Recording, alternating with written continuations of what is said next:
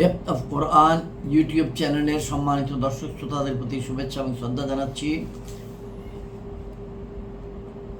আজকে depth of Quran YouTube চ্যানেলে বাংলা ভাষ্যে ৭০তম পর্ব উপস্থাপন করব ইনশাআল্লাহ, 70th এপিসোড। আজকে পবিত্র কোরআনের অষ্টম সূরা সূরা আনফালের ৬২ থেকে নিয়ে ৬৬ নম্বর আয়াত পর্যন্ত তেলাওয়াত করব ইনশাআল্লাহ। আজ ৭ই মে ২০২৫ খ্রিস্টাব্দ, ৮ই জিলকদ ১৪৪৬ হিজরি এবং ২৪শে বৈশাখ ১৪৩২ বাংলা সন। পবিত্র কোরআনের অষ্টম সূরা সূরা আনফাল তেলাওয়াত যখন শুরু করেছিলাম, আমরা তখনই পরিষ্কার করে কিছুটা সূচনা বক্তব্য দিয়েছি, ইংরেজিতে যাকে বলা যেতে পারে ওভারভিউতে আমরা বলতে চেষ্টা করেছি যে সূরা আনফাল কী নিয়ে, নামকরণ কেমনে হলো ইত্যাদি। অতি সংক্ষেপে বলা, আনফাল হলো বহুবচন এবং নফল হলো একবচন। বদরের যুদ্ধ সম্বন্ধে এই সূরায় বিস্তারিত আলোচনা হয়েছে।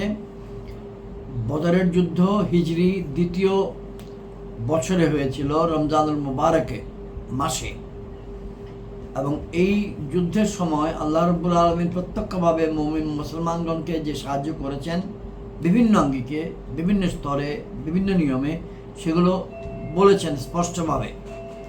এবং সূরা আনফালে নামটা আসলো এই জন্য যে বদরের যুদ্ধ শেষ হওয়ার পর যখন যুদ্ধে লব্ধ সম্পদ বা গনিমতের মাল, যাকে আমরা সাধারণ ভাষায় বলি, বিতরণ হওয়ার কথা, তখন মুসলমানগণের মধ্যে কিছু বিতর্ক বা মতের পার্থক্য সৃষ্টি হয়েছিল।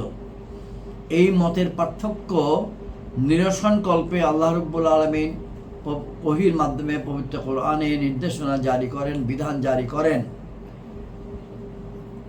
আনফাল বহুবচন, নফল একবচন, মানে হলো অতিরিক্ত, মানে হলো পুরস্কার, মানে হলো বাড়তি।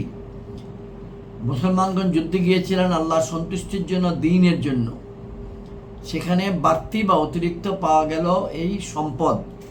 সেই সম্পদের বিতরণ কি হবে সেটা আল্লাহ রাব্বুল আলামিন দিয়েছেন।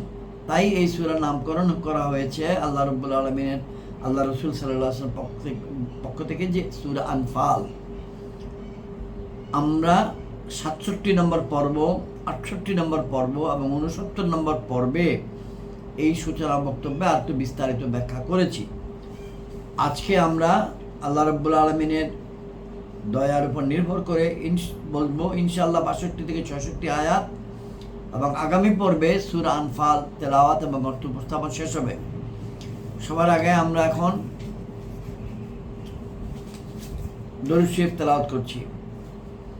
আল্লাহুম্মা সাল্লি আলা মুহাম্মাদিন ওয়া আলা আলি মুহাম্মাদ, আল্লাহুম্মা সাল্লি আলা মুহাম্মাদিন ওয়া আলা আলি মুহাম্মাদিন কামা সাল্লাইতা আলা ইব্রাহিম ওয়া আলা আলি ইব্রাহিম ইন্নাকা হামিদুম মাজিদ। আল্লাহুম্মা বারিক আলা মুহাম্মাদিন ওয়া আলা আলি মুহাম্মাদিন কামা বারাকতা আলা ইব্রাহিম ওয়া আলা আলি ইব্রাহিম ইন্নাকা হামিদুম মাজিদ। সংক্ষিপ্ততম দরুদ শরীফ সাল্লাল্লাহু আলাইহি ওয়াসাল্লাম, সাল্লাল্লাহু আলাইহি ওয়াসাল্লাম, সাল্লাল্লাহু আলাইহি ওয়াসাল্লাম।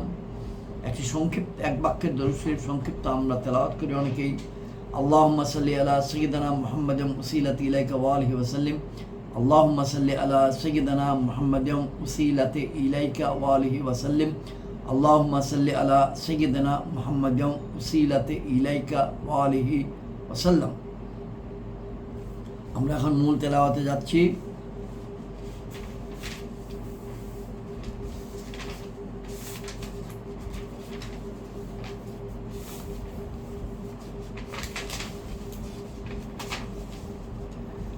52 নম্বর আয়াত থেকে শুরু আজকের পর্ব, কিন্তু আমি 51 নম্বর আয়াত থেকে পড়ছি। আউযু বিল্লাহি মিনাশ শাইতানির রাজীম, বিসমিল্লাহির রহমানির রহিম। যালিকা বিমা কদ্দামাত আইদিকুম ওয়া আন্নাল্লাহা লাইসা বিযাল্লামিল লিল আবিদ। للعبيد كدأب آل فرعون والذين من قبلهم كفروا بآيات الله فأخذهم الله بذنوبهم إن الله قوي شديد العقاب ذلك بأن الله لم يكن مغيرا نعمة أنعمها على قوم حتى يغيروا ما بأنفسهم وأن الله سميع عليم كدأب آل فرعون والذين من قبلهم كذبوا بآيات ربهم فأهلكناهم بذنوبهم وأغرقنا على فرعون من قبلهم كذبوا بآيات ربهم فأهلكناهم بذنوبهم وأغرقنا على فرعون وكل كانوا ظالمين إن شر الدواب عند الله الذين كفروا فهم لا يؤمنون الذين أحدت منهم ثم ينقضون عهدهم في كل مرة وهم لا يتقون فإما تثقفنهم في الحرب فشرد بهم من خلفهم لعلهم يذكرون وإما تخفن من قوم خيانة فانبذ إليهم على سواء إن الله لا يحب الخائنين ولا يحسبن الذين كفروا سبقوا إنهم لا يعجزون وأعدوا لهم ما استطعتم من قوة ومن رباط الخيل ترحبون به عدو الله وعدواكم وآخرين من دونهم لا تعلمونهم الله يعلمهم وما تنفقوا من شيء في سبيل الله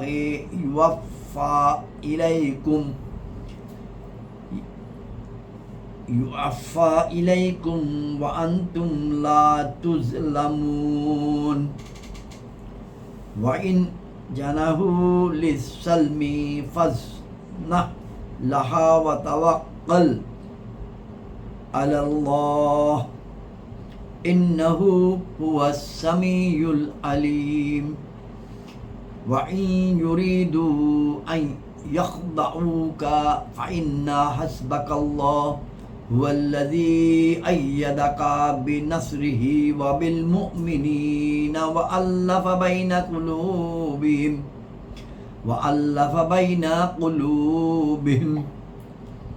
لو أنفقت ما في الأرض جميعا ما ألفت بين قلوبهم ولكن الله ألف بينهم إنه عزيز حكيم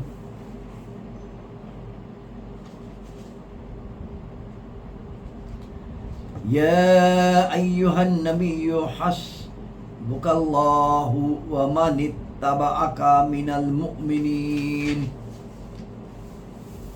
يا أيها النبي حرض المؤمنين على القتال إن يكن منكم 20 صابرون يغلبوا 200 وإن يكن منكم 100 يغلبوا 1000 من الذين كفروا بأنهم قوم لا يفقهون الآن خفف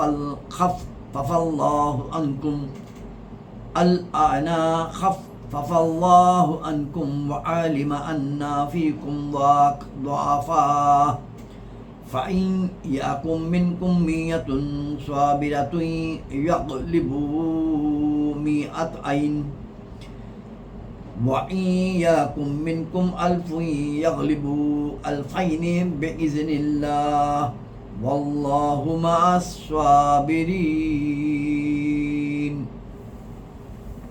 সাদাকাল্লাহুল মাওলানাল আযীম ওয়া সাদাকা রাসূলুহুন নবিয়্যুল কারীম।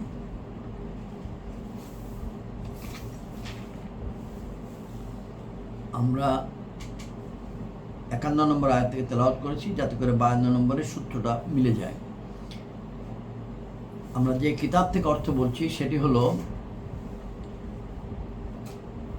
আলা হযরত ইমাম মুহাম্মদ আহমদ রেজা খান বেরলভী রহমতুল্লাহ আলাইহি কর্তৃক কৃত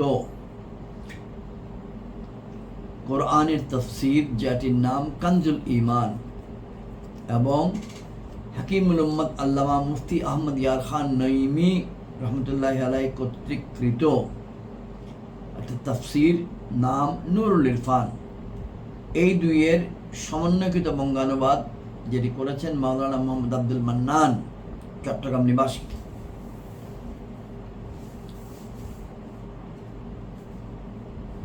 একান্ন নম্বর আয়াত, এটা হচ্ছে বদলা সেটারই যা তোমাদের হাতগুলো আগে প্রেরণ করেছে, এবং আল্লাহ বান্দাদের উপর জুলুম করেন না। যেমন ফিরআউনের অনুসারী ও তাদের পূর্ববর্তীদের অভ্যাস, তারা আল্লাহর আয়াতগুলিকে অস্বীকার করেছে, অতঃপর আল্লাহ তাদেরকে তাদের পাপের জন্য পাকড়াও করেছেন। নিশ্চয়ই আল্লাহ শক্তিমান, কঠিন শাস্তিদাতা। ইন্নাল্লাহা কওমি শাদীদুল ইকাব, ইন্নাল্লাহা কাবিয়্যুন, ইন্নাল্লাহা কাবিয়্যুন, ইন্নাল্লাহা কাবিয়্যুন শাদীদুল ইকাব, ইন্নাল্লাহা কাবিয়্যুন শাদীদুল ইকাব। 53 নম্বর আয়াত। এটা এই জন্য যে আল্লাহ কোনো সম্প্রদায় থেকে যে অনুগ্রহ তাদেরকে প্রদান করেছেন তা পরিবর্তন করেন না যতক্ষণ পর্যন্ত তারা নিজেরা বদলে না যায়, এবং নিশ্চয়ই আল্লাহ শ্রোতা জ্ঞাতা। ওয়া আন্নাল্লাহা সামিউন আলিম, ওয়া আন্নাল্লাহা সামিউন আলিম। এই 53 নম্বর আয়াতের বাংলা অর্থটির সঙ্গে মিলে যায় আরও একটি সূরার 11 নম্বর আয়াত, যথা সূরা আর-রাদ, 13 নম্বর সূরা আর-রাদ। এটা আমরা এখনো পড়িনি, ইনশাআল্লাহ পড়ব। সেই সূরার 11 নম্বর আয়াতে যেটা লেখা আছে ঠিক একই কথা, ইন্নাল্লাহা লা ইউগাইয়িরু মা বিকাউমিন হাত্তা ইউগাইয়িরু ওয়া মা বিআনফুসিহিম। এখানেও বলা আছে যালিকা বিআন্নাল্লাহা লাম ইয়াকু মুগাইয়িরান নি'মাতান আন'আমাহা আলা কওমিন হাত্তা ইউগাইয়িরু মা বিআনফুসিহিম ওয়া আন্নাল্লাহা সামিউন আলিম। যখন আমরা সূরা আর-রাদ তেলাওয়াত করব এবং অর্থ বলব তখন ইনশাআল্লাহ এটার সঙ্গে মিলাই নেব। আবার 54 নম্বর আয়াত, যেমন ফিরআউনের অনুসারী ও তাদের পূর্ববর্তীদের অভ্যাস, তারা তাদের রবের আয়াতগুলোকে অস্বীকার করেছে, অতঃপর আমি তাদেরকে ধ্বংস করেছি তাদের গুনাহর কারণে, এবং আমি ফিরআউনের অনুসারীদেরকে নিমজ্জিত করেছি, আর তারা সকলেই জালিম ছিল।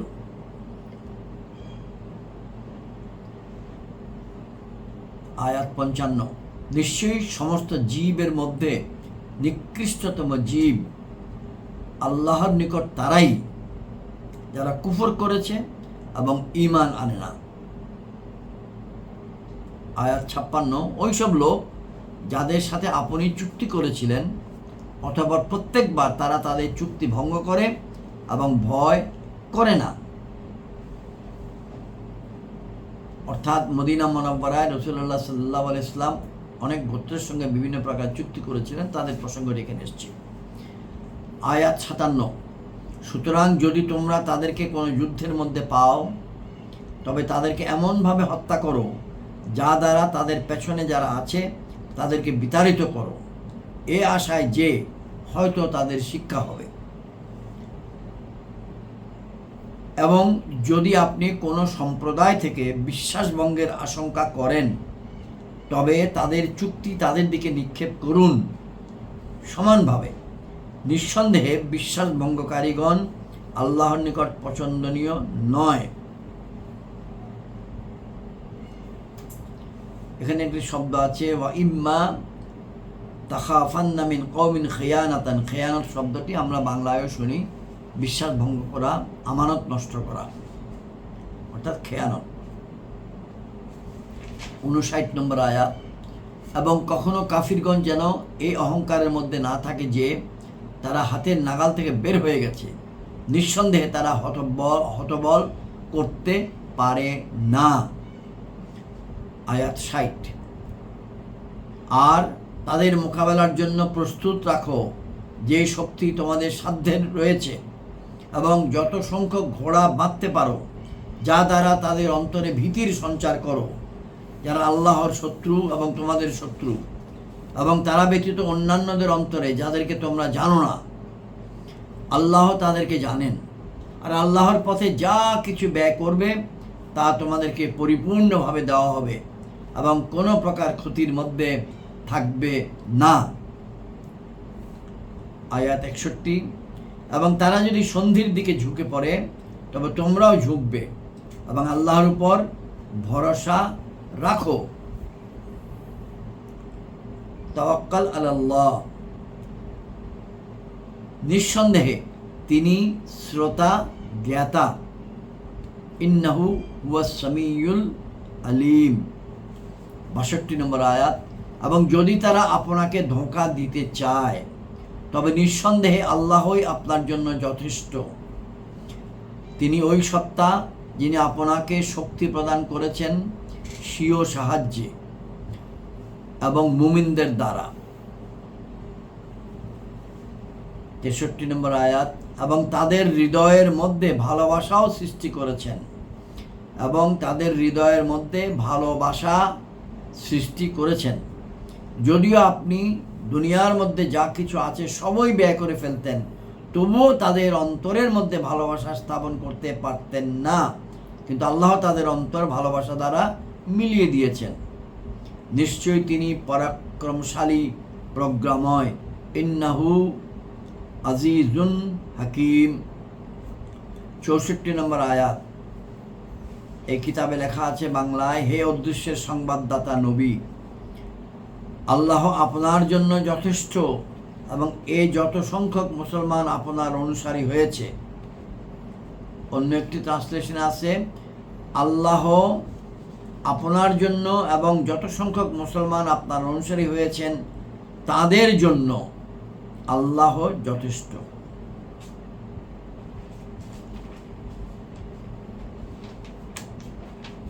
পঁয়ষট্টি নম্বর আয়াত। হে অদৃশ্যের সংবাদদাতা নবী, মুসলমানদের যুদ্ধের জন্য উদ্বুদ্ধ করুন। যদি তোমাদের মধ্যে 20 জন ধৈর্যশীল থাকে তবে তারা 200 জনের উপর বিজয়ী হবে, এবং যদি তোমাদের মধ্যে 100 জন থাকে তাহলে কাফিরদের 1000-এর উপর বিজয়ী হবে, এই জন্য যে তারা বোধশক্তি রাখে না। আয়াত নম্বর 66 এবং এই পর্বের শেষ আয়াত। এখন আল্লাহ তোমাদের উপর থেকে ভার লাঘব করেছেন এবং তিনি অবগত আছেন যে তোমরা দুর্বল। সুতরাং যদি তোমাদের মধ্যে 100 জন ধৈর্যশীল থাকে তবে তারা 200 জনের উপর বিজয়ী হবে, আর যদি তোমাদের মধ্যে 1000 থাকে তবে তারা 2000-এর উপর বিজয়ী হবে। আল্লাহর নির্দেশ ক্রমে এবং আল্লাহ ধৈর্যশীলদের সাথে আছেন। ওয়াল্লাহু মা'আস সাবিরিন। 65 নম্বর আয়াতে এবং 66 নম্বর আয়াতে কিছু কথা একদম হুবহু অর্থাৎ পুনরুক্তি আল্লাহ তাআলা করেছেন, যথা যদি তোমাদের মধ্যে 100 জন ধৈর্যশীল থাকে তবে তারা 200 জনের উপর বিজয়ী হবে, আর যদি তোমাদের মধ্যে 1000 থাকে তবে তারা 2000-এর উপর বিজয়ী হবে। আগের বারে ছিল যদি 20 জন থাকে তাহলে 100 জনের উপর বিজয়ী হবে, যদি তোমাদের মধ্যে 100 জন থাকে তাহলে 1000-এর উপর বিজয়ী হবে। আর 66 নম্বর আয়াতে বলা হচ্ছে তোমাদের মধ্যে যদি 100 জন ধৈর্যশীল থাকে তবে তারা 200 জনের উপর বিজয়ী হবে, আর যদি তোমাদের মধ্যে 1000 থাকে তবে তারা 2000-এর উপর বিজয়ী হবে। আল্লাহর নির্দেশক্রমে হবে এবং আল্লাহ ধৈর্যশীলদের সাথে রয়েছেন। আজকের এই পর্ব এখানেই শেষ। আসসালামু আলাইকুম ওয়া রাহমাতুল্লাহি ওয়া বারাকাতুহু।